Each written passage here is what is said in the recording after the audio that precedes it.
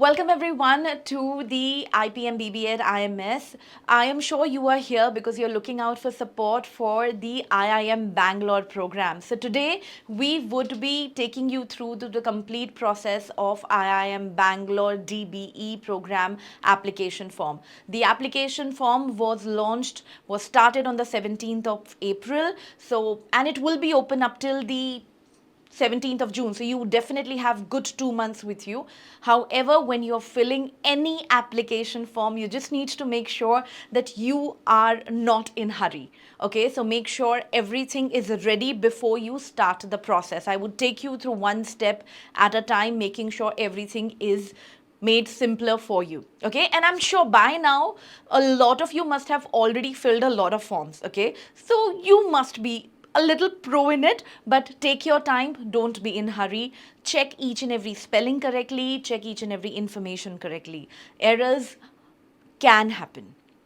Okay, so let's start with this. So IIM Bangalore, a very esteemed institute, have launched the program last year, DBE. This is the second year the application form is started. Now, once you start with the application, something which you really need to keep in mind before you apply for the program is whether you're eligible for the program. So this particular program is open to Indian nationals and there is a basic eligibility. And that eligibility is that you should have passed your 10th standard. Beyond that, in 12th, you should have secured a minimum of 60% or equivalent cumulative grade point average CGPA in recognized boards. And the recognized boards, apart from that, for the category student, 60% is for general, but for categories around 55% marks or equivalent. For the PWD, SC, ST, it's going to be, for PWD, it's going to be less than 40%. Okay. So that's the eligibility. If you know that you are fitting into this particular eligibility, then please go ahead and fill and start the application form. All right. Now, before you start the application form, which makes things very easier, is having your documents ready. Okay, whenever we fill the application or we do these particular videos, we recommend our students to have everything collated in a particular folder, be it your 10th standard mark sheet, be it your passing certificates. It needs to be there at one place. Okay, and what are the documents which would be required for this particular application? Any government issued photo and address identity with validity. So it can be your Aadhaar card, it can be possibly, your PAN card or, a passport, anything which should have your photograph. Valid certificates for SC, ST. So in case if you're declaring yourself as a category, make sure you have your, your certificates there to make sure that you are presenting it as a proof.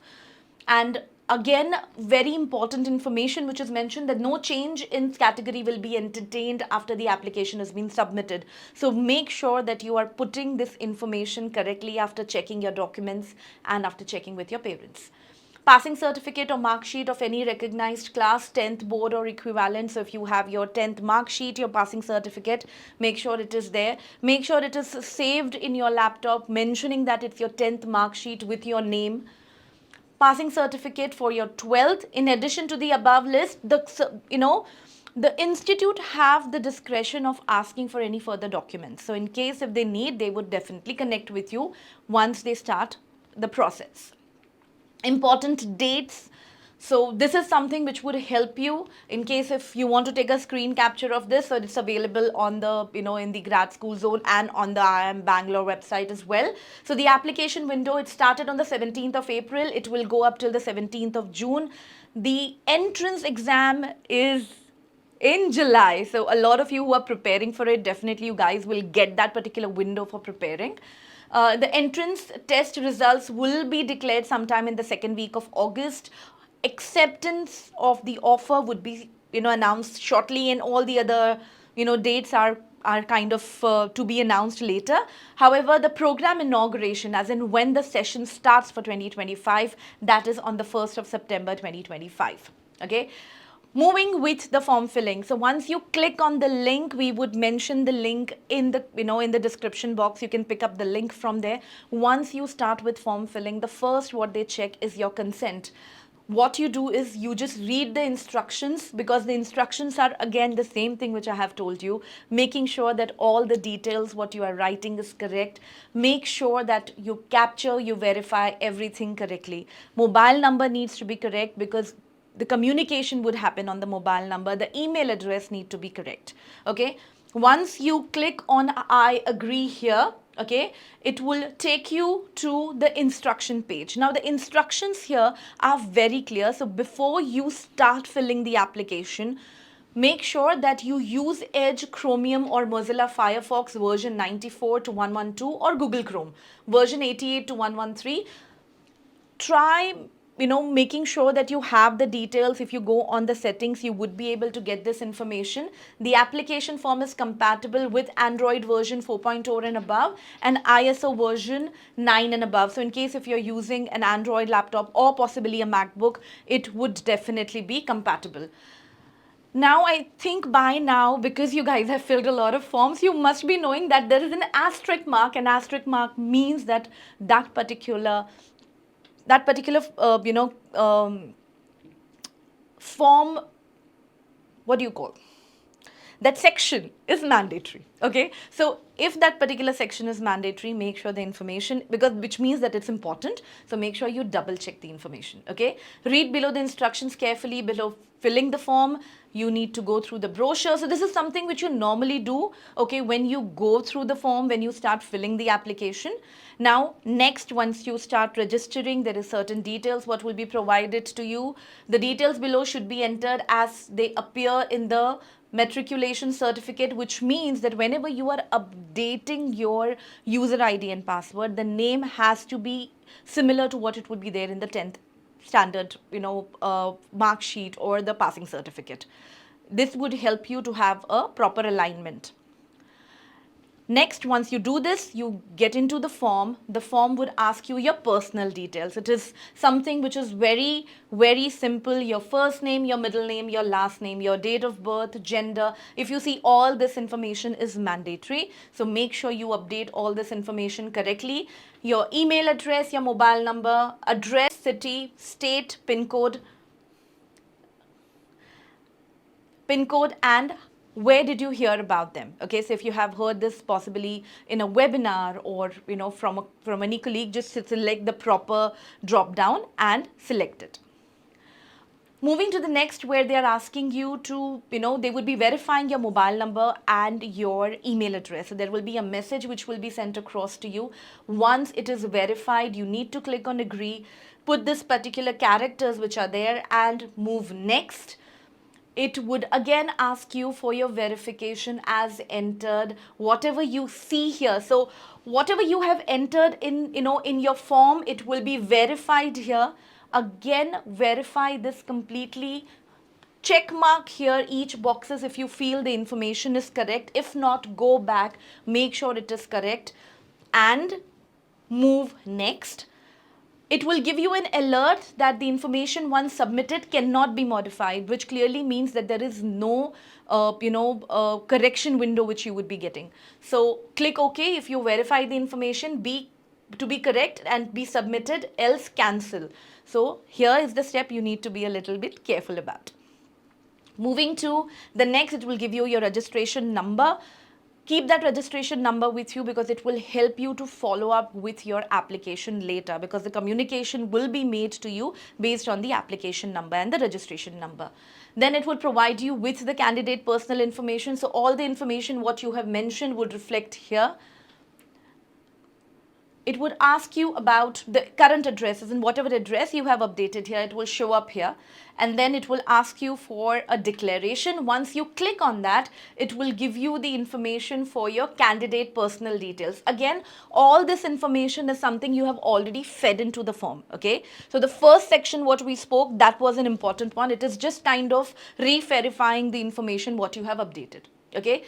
It will ask you your alternate email address. Alternate email address, always make sure that you put one of your parents who regularly check their email address. Okay, so make sure that you keep that one. Please mention your proof of identity. Please enter number info from ID. So any, for example, if you're giving your Aadhaar card or your PAN card or any government based ID, you need to mention the proof of identity here and the number which would be mentioned on the identity card. Okay. Moving to the personal details. You would be mentioning your date of birth, your gender, mobile number, blood group, marital status, name of your parents, your category, and if there is a disability, it will be a yes or no. If it is a yes, it will ask you to mention the details which you need to fill in. Moving further, the current address, make sure you update your address correctly, which is there on your identity card as well. Post that, it will ask you your permanent address and the emergency contact number. So you need to mention your parents' details or whoever the guardian is. The information would go into this, where you would require the name, how you're related to that particular person, the contact number, the email address, and the rest of the information.